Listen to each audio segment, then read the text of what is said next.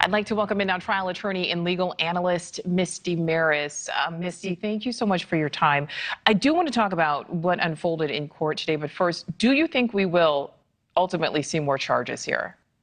It's certainly possible because remember, there's other avenues that could potentially be pursued. First of all, we're seeing the murder charges. There's also 9 other victims who were injured in this horrific incident. So we could see charges relating to that. We could also see charges relating to the storage and maintenance of the firearm against the father. And there are no safe storage laws in Georgia, but there are laws relating to whether or not firearms are accessible to minors. So while it might not require that a firearm be locked up in a particular way, there are some fail-safes in the law there as well. So it's certainly possible. But as of now, both are facing the most serious charges that we're likely to see of felony murder in this particular case. You know, and Misty, as we look at this video from earlier this morning, what stood out to you the most after these hearings this morning? Well, I got to tell you, Nichole, when I saw a 14-year-old walk in and sit behind that defense table, it's very chilling. And it's just a horrific incident, just seeing the families in that courtroom. But what I noticed in the proceedings themselves, which are largely procedural, in both instances, bond was not requested, neither for the shooter nor for his father. And there was also an indication in the very beginning of the proceeding that each was going to obtain a new lawyer that would be assigned by the end of the day. So I do think that's why we did not see pleas. Notice we saw no pleas today. We didn't see a plea of guilty or not guilty. We saw new attorneys were going to be assigned, and that issue of bond being punted to the new attorneys when they take over. So it seems that each individual defendant is going to be conferring with their new lawyers, and then we may see some movement and we may get some more insight into what the arguments and defenses may be raised specifically with his father.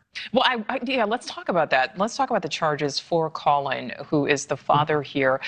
Among the charges, 2 counts of second-degree murder, 4 counts of involuntary manslaughter. Considering 4 people were killed, why do you think prosecutors are only charging him with 2 counts of this second-degree murder? Do you think that will change?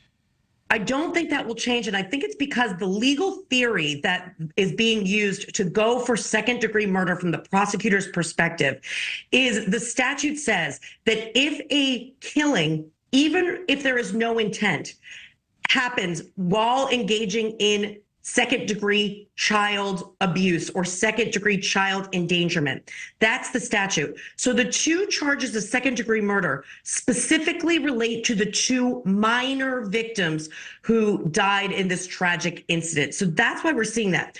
But that being said, the manslaughter charges, the involuntary manslaughter charges, we've seen that before. That is very similar to the Crumblies. Now, this is a different state, so that's not binding. But that legal theory of what a parent knew or should have known, and then allowing access to a firearm when they were aware or failed to take action relating to a child that has these issues or has violent propensities, that's a legal theory we've seen.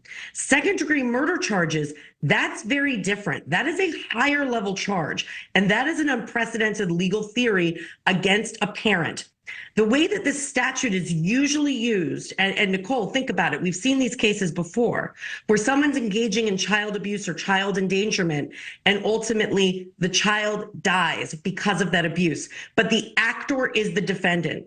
In this case, we have the father facing these charges for the acts of his son. So this is a very unprecedented legal theory. It came quite quickly. These charges were levied very quickly into the investigation, and we have the warrants.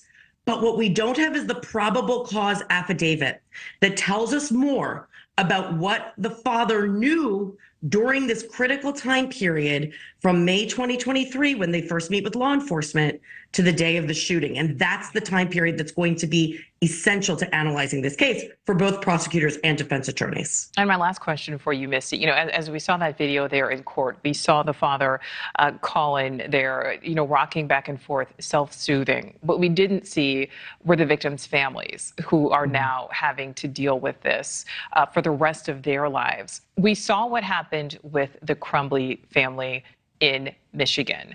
Now this father. Do you think we have entered a new era, really, in the legal system where parents will be held accountable, will be held responsible for the actions of their minor children?